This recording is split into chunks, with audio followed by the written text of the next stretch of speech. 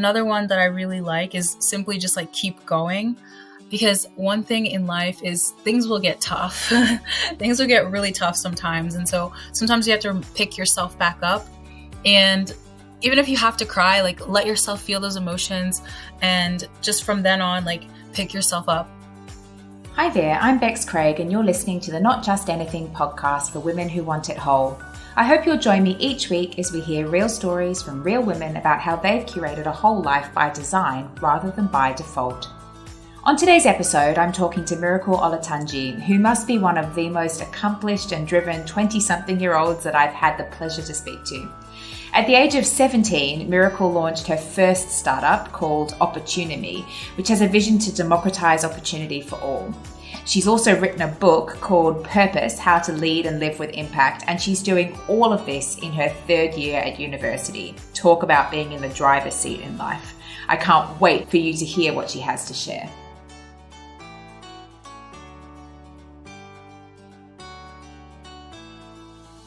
A very, very warm welcome to Miracle Olatunji, who's joining me from the US. Huge welcome to you. Thank you, Rebecca. Thanks for having me. It's my pleasure. From the moment that you reached out, I just have been truly blown away and inspired by you and what it is that you've achieved. And for the benefit of the listeners, you founded a business in high school. You've written a book. You're still at university.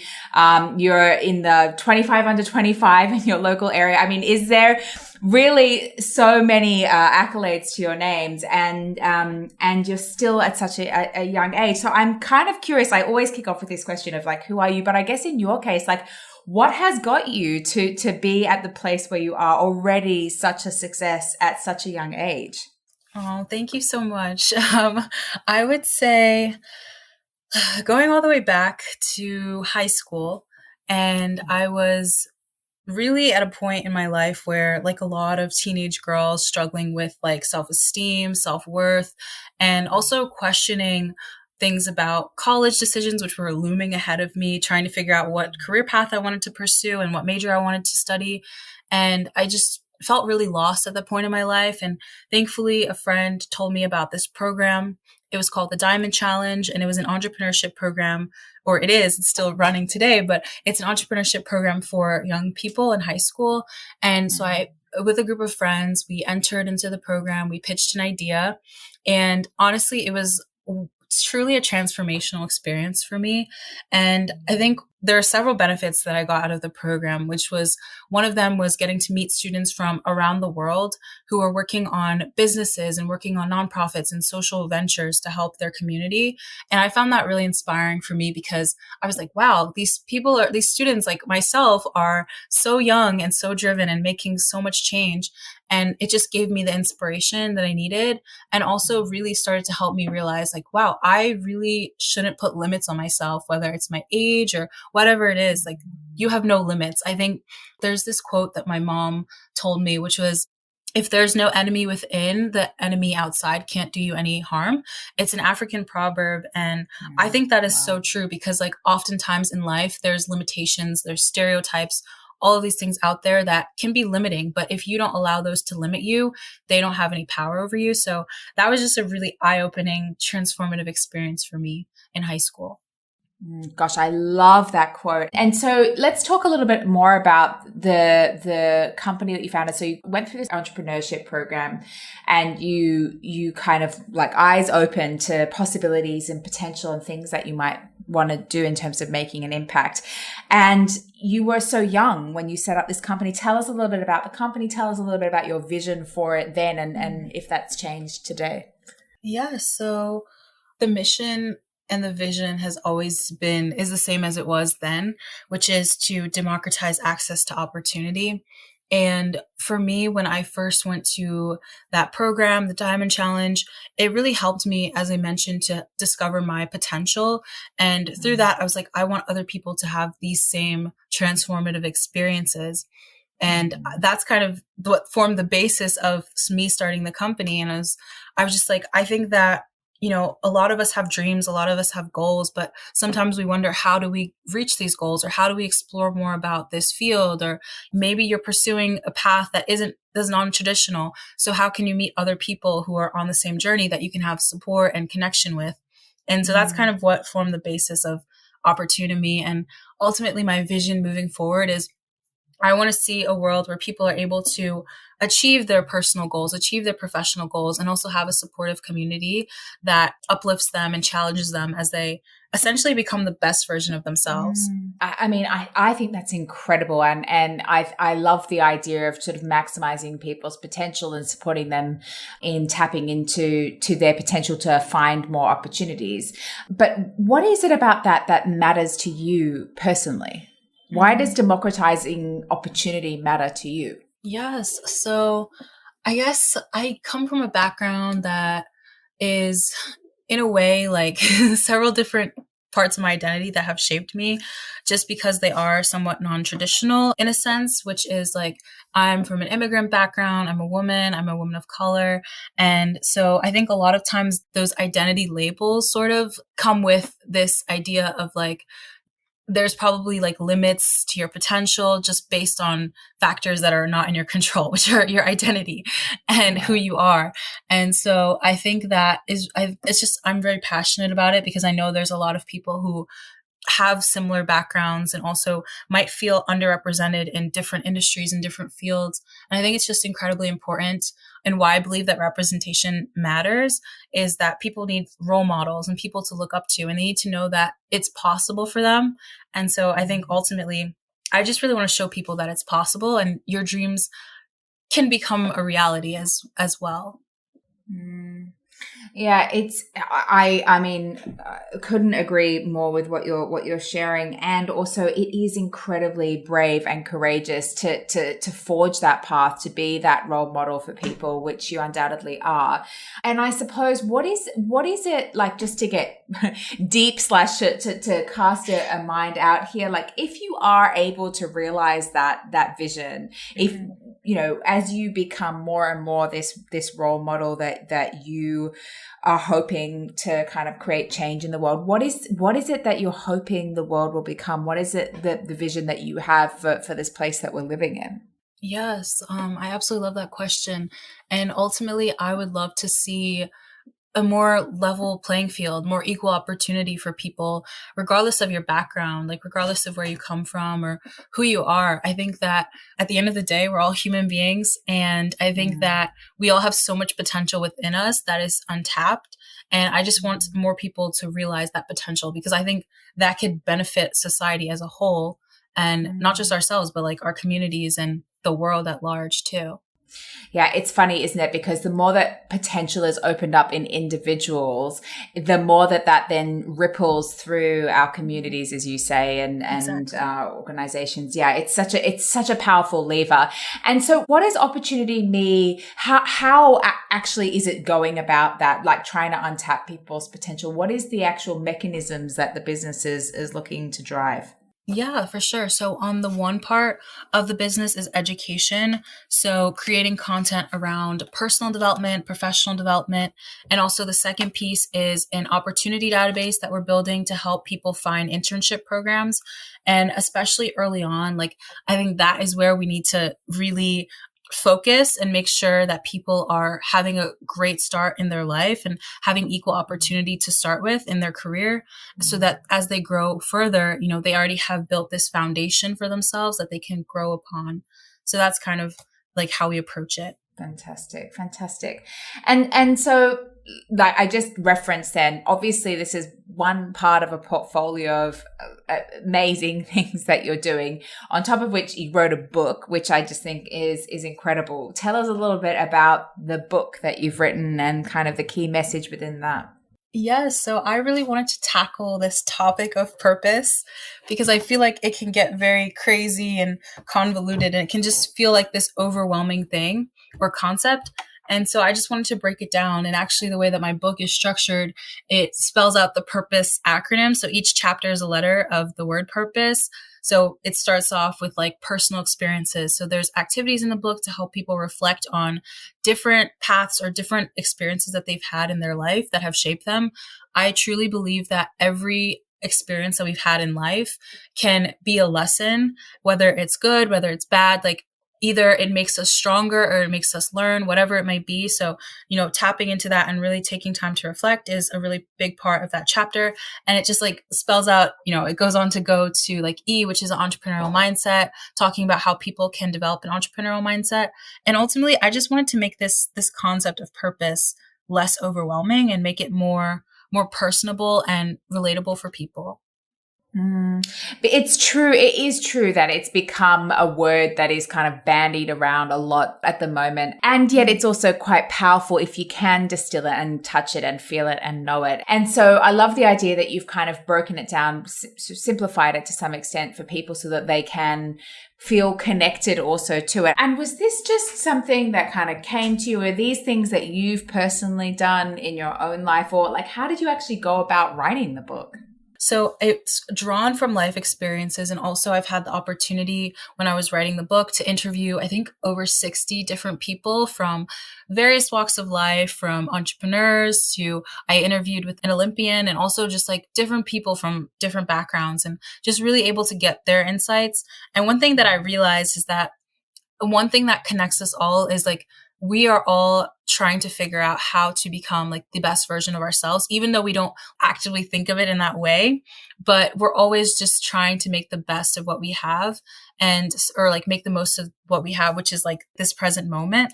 And so, I think that with this book, I think it really has the power to help people to see that power that is within them and that potential, and ultimately help them become the best version of themselves.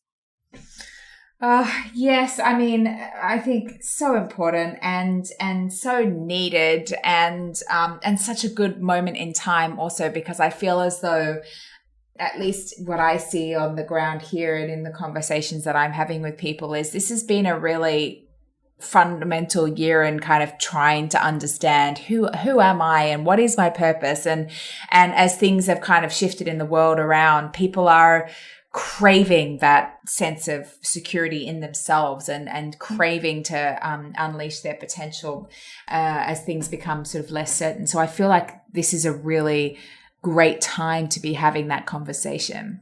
Definitely. I agree. And also, I really want it to be like a source of optimism and hope for people. Like you were saying, it's such a weird time in our world, right? Well, it's been such a weird time in our world for the past year plus now. And so I think that people really need that message. They really need that optimism in their life. Yeah, totally. And I mean, it's a great kind of question to segue into, like, how has this last year been for you? Obviously, you're studying. What has been like true for you this year that we've been navigating? Yes. So let's see. 2020 was quite Where the do year. I start? How much time do we have? All the time. So it was definitely a challenging year. And in a way, I remember in March, I was doing an internship that semester. I was in Boston. And I remember the day that we got sent home from university. I was so afraid. I really didn't know what was going on. And at the time, it was March, we were starting to see how severe the virus was. And it's just all of the uncertainty made me so anxious and really worried about the future and what was going to happen. And eventually when I got home, I was like, okay, I'm probably going to be here for a while. So what are some things that I can do? So I really just started pouring into like personal development more, because I started to realize like I wasn't making time for self-care and all of these different important aspects. And I guess that's part of the silver lining from 2020, which was having more time to like look inward, because a lot of the outdoor activities that we were doing were canceled or, not happening. So in a way, compelled to look within ourselves and work on ourselves. So I spent some time doing that. And also just like working on passion projects, doing internships, and also spending more time with family. And so I feel like once you go off to college, you've already spent the most time you'll ever spend with your family, unless like something like this happens. And so I got a lot more family time during the pandemic, when it was really bad. It's still raging out there. And one thing I've been really grateful for is like the courage of people like healthcare workers to just really be on the front lines of this pandemic and be so selfless and care about other people. And also, I think it's brought our world together in a way, which is like we have this, we're all in this together mentality. And it's been so beautiful to see people come together to support one another. Last year, my organization got grant funding from Colgate for the Colgate Optimism Project, which actually was created because of the pandemic, because they did a survey of people from different generations. And they found that Gen Z was actually becoming very pessimistic because of this pandemic and everything that was going on and all the uncertainty. And so this project was created to boost more optimism in the world. And one of the fellow participants in the program, he actually started an organization to help elderly citizens with getting groceries during the pandemic. And so it's been situations like that that have really felt so inspiring to see how people are helping one another in this really challenging time. It's so true that in so many ways we've sort of seen the best of humanity and at times the worst in this year. But it's amazing to hear that organizations are starting to think about what they can do. And there is a real drive and thirst around creating an impact, making a difference, looking beyond self. It's very, very focused around meaning. And so it sounds as though even for you, you know, like, okay, how do I then start to, once I've got over my initial anxieties and with the uncertainty, still start to move towards kind of a more optimistic way of thinking about things. Yes. I love that. I love that so much. And I suppose, what have been some of the ways that you have kind of, you know, sort of supported yourself through that time? Because obviously lots of uncertainty. We're not kind of wired as humans to love times of uncertainty and change. What have you done to kind of protect and support yourself during this year? One of the things that I started doing is going to therapy. I realized that I had tried therapy in the past, but I wasn't really consistent with it. Like I would go once and then I wouldn't go again for like 5 months. And I realized like, okay, if I want to do this, if I want to sort of improve my overall wellness, I have to be consistent with it. And so I set a goal. I was like, I'm going to go at least twice a month. And so I've been going and it's been such a really great experience. My therapist and I, we work through this workbook. It's called the Self-Love Workbook for Women. It's such a game changer. It's an incredible interactive workbook and you have different exercises. One of them, actually in the spirit of Valentine's Day, is to write a love letter to yourself. And there's just different exercises like that. Yes, it's really good. And honestly, like in going to therapy, in doing this workbook, it's made me more passionate and like more of an advocate for mental health, because I feel like it's like the foundation for all things. And thankfully, the stigmas are starting to reduce around mental health. But I think that especially we need to like further educate people about how mental health is just as important as physical health, because, you know, if your mind isn't right, then it's going to be really hard to achieve all the things you want to do. It's going to be really hard to like form solid relationships and all of these different important things that we want to do in life. So, yeah, I think it's made me more aware of mental health and wellness.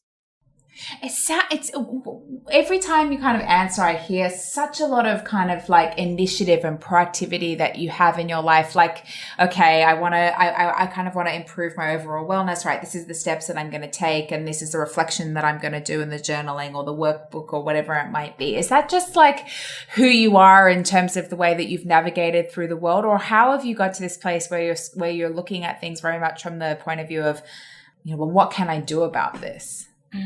Okay, so I'm from a really small state. I'm from Delaware, and there's less than 1 million people in the entire state. And I think that when I was going off to college, I go to college in a big city, Boston. And I remember like thinking, okay, wow, this is a big transition for me. And thinking about how like when you start college, you have to be more independent. And like it kind of helped me to become more resilient and have this mindset of, okay, I'll figure it out. And so anytime that I'm starting to feel anxious, I'm like, okay, when there's like one thing my mom, she's so wise. One thing she always tells me is like, when there's a will, there's a way. And so that's sort of like my mantra whenever I'm going through something challenging. It's like, okay, there's a solution for this. I just need to like calm down and just strategize and think about what I need to do. For example, like in March, when we got the email that we were being sent home, nobody was expecting it. one of my friends actually called me and on the verge of tears, like we were all freaking out. And so I was like, okay, I have like several choices here. I could either freak out, but like also like looking back on it, like, yes, it was a stressful situation, but me being worried about it in that moment wasn't going to help me. So I always try to Mm. think of things that way. It's like, how can I take steps that can actually help me with this thing that I'm struggling with or this feeling that's tough right now?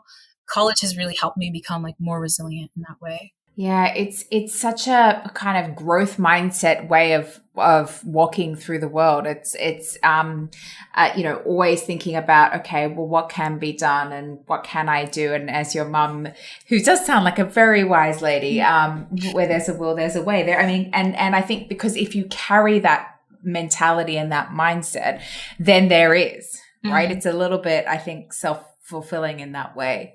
And so I'm just so curious, like imagining really casting your eye out if you were to in like, decades ahead of us now, what are you really hoping that you will have?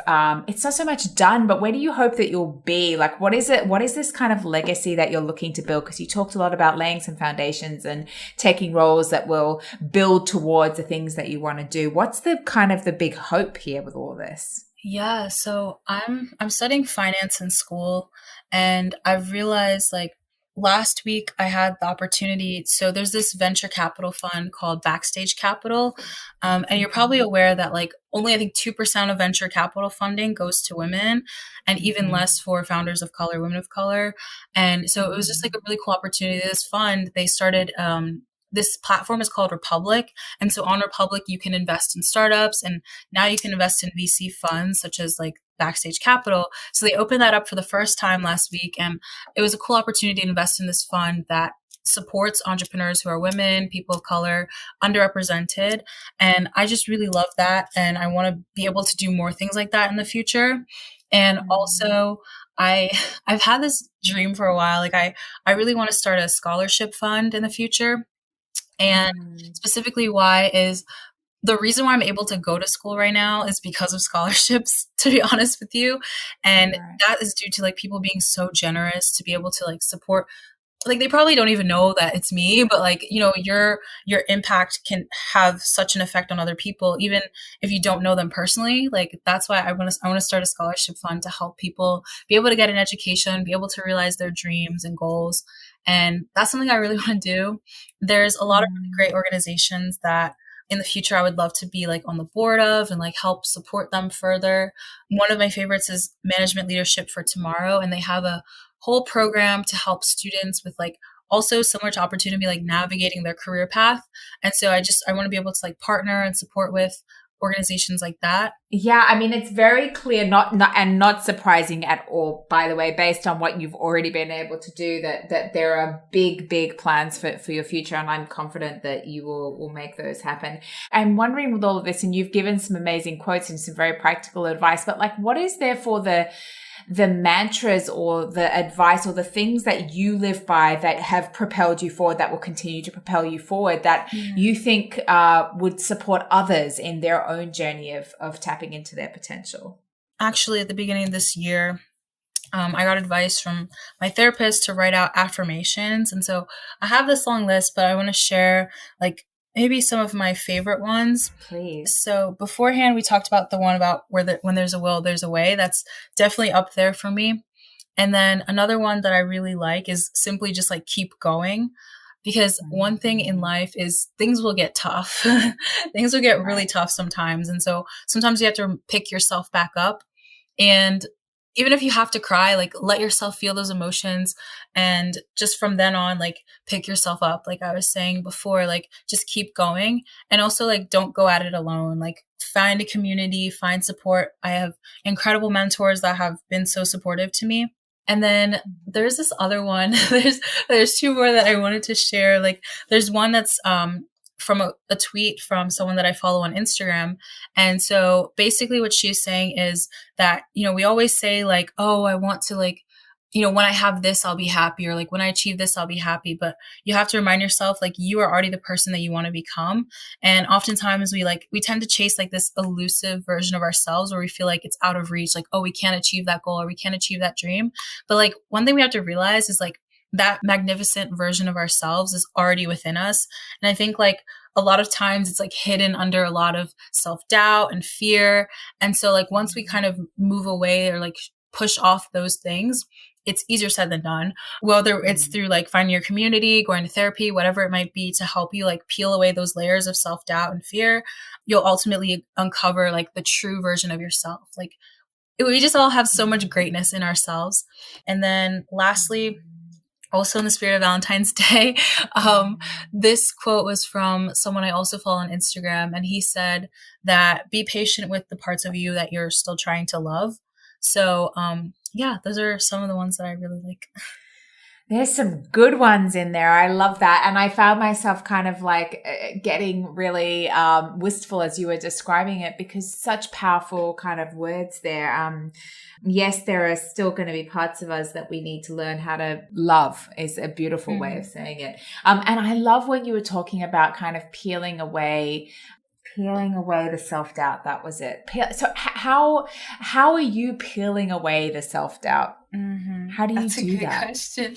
Yes. So I love that you asked this because, okay, it's so easy to say like, okay, peel away your self-doubt. Like that's just so easy to say. It sounds pretty good. Exactly. Like you just go to bed and your self-doubt is gone when you wake up. No. Yeah, like a mask. I'll just peel that off. I don't need that anymore. Yeah, exactly. What are some practical ways that we can peel away self-doubt? Number one I recommend is therapy. And I understand with that, like actually being able to go to therapy is a privilege, right? Like being able to afford it or having insurance that covers it. So if you don't have access to therapy, there are several websites and apps that offer free services and like counseling. One of them is called Runaway app. And so there's just like different platforms out there that you can speak to people who are either mental health advocates or professionals, and they can give you some advice based on like your specific challenges that you're going through. And then second is through journaling. Like I mentioned before, like a lot of this is with our mindset. So how can you reframe your mindset through like positive affirmations, or if you have to write them out, say them out. And one thing that I was watching this video a while ago, and it was talking about how pretty much like a lack of self-esteem is like instilled in us from a very young age. And basically what it was saying is like we've spent years and years and years like telling ourselves we're not good enough, telling ourselves that, you know, we're not worthy and all these negative things. And so as a result of that, we have to do the opposite with trying to figure out how to make a more positive mindset. So in the same way that we were telling ourselves we're not good enough and all of these sort of negative affirmations, we have to start saying positive affirmations to ourselves and make a habit out of it. I promise you it's going to be so weird. Like when I first did the affirmations, like I would write them down and I would look in my mirror and say them.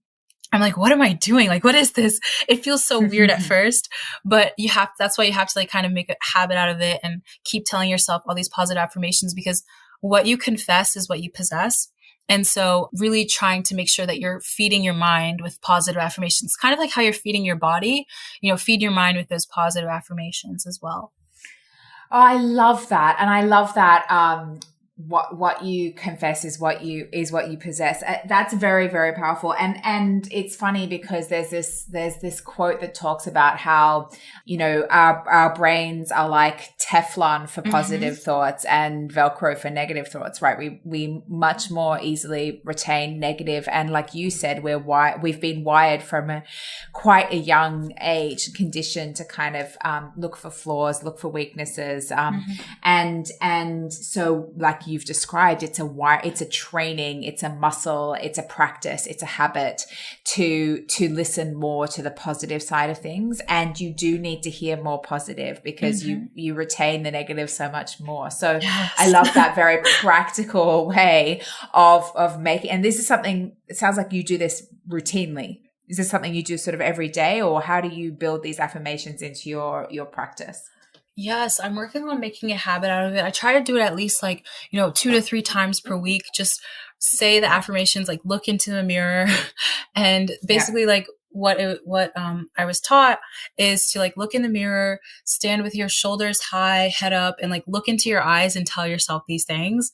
It is going to feel weird, just a heads up, but the more you do it, the more it'll become a habit. It'll feel more natural. And, very quickly your mind will start going to the positive affirmations instead of like quickly going to a negative affirmation. Yeah. Yeah. Oh, I think that's such a great idea for people. And it also allows you to tap into this part of yourself that believes in yourself, that is compassionate and kind with yourself as well, which is something, which is a voice that we all need to learn to listen to a little bit more, I feel, especially when we can get kind of caught up in all the things that we're not yet, or all the things that we want to be more of. And so I guess I always offer that kind of opportunity, as we sort of wrap up this conversation. Is there any sort of last thoughts or advice or tips or things that you want to leave people with, in addition to already the amazing things that you've offered? But is there any message that you want to leave people with after this conversation? Yes. So I remember I was on Instagram, and there's this page I follow called The New Happy, and they always post really uplifting, inspiring content. And there was one post that they have, it's actually pasted on my wall right now, and it's messages for your younger self. And one of the ones that really, really resonates with me is, well, there's two of them. So the first one is that the thing you're embarrassed right now is actually your superpower. So a lot of people, like, they have strengths and they have things that they're passionate about that might not feel like, oh, everyone else is also passionate about this. For example, like when my whole family was like a doctor, like in healthcare, and I kind of was like questioning whether that's something that I wanted to do personally, I kind of felt like weird. And so that was one that really resonated with me. And then another one was like to stop doubting yourself. And it's like, I've stopped doubting yourself. I've seen all the things you're capable of, and it's extraordinary. They always say like hindsight is 2020, which is so true. But like in these moments when you're struggling and you're feeling down about yourself, it's so hard to think about that. But I think like just having that reminder of like, don't worry, like things will work out. I know that sounds very cheesy, but things will truly work out in the future if you work on your mindset, if you work on yourself. And then lastly, like there's no right path in life. Like there's truly just your path. And I learned that from this organization called Own Trail. And basically what they're trying to show people is like a lot of times like the road through life, it has its ups and downs, and that's completely normal. And going back to, I think earlier we were talking a little bit about social media and how it's a highlight reel a lot of times, is we only see like the highlights. We don't see the behind the scenes. And so it's really important to remember that and remind yourself that you're not alone.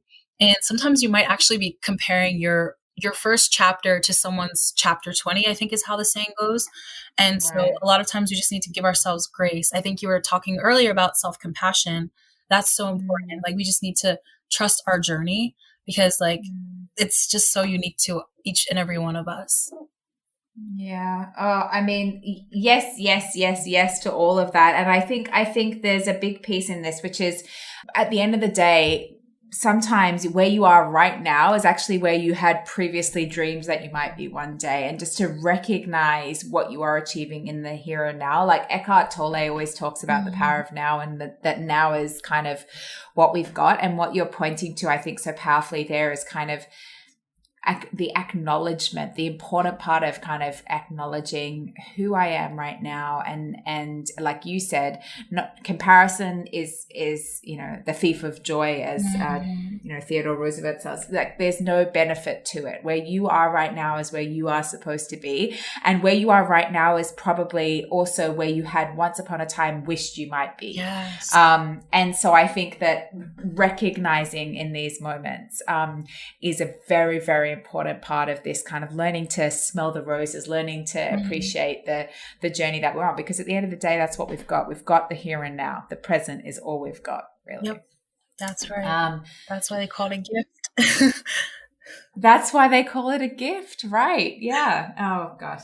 I mean, what a beautiful place for us to kind of land. It's incredibly inspiring speaking to someone like you. I mean, it makes me kind of want to, celebrate and also, really do much more myself, because I think, there's so much power in what you're offering. And also, like I said already, I'm encouraged that the world that we're going to live in will be full of leaders like you and people that are doing interesting things. So thank you for taking the time to share a bit more about your story, a bit more about what you've been up to. It really is such a pleasure.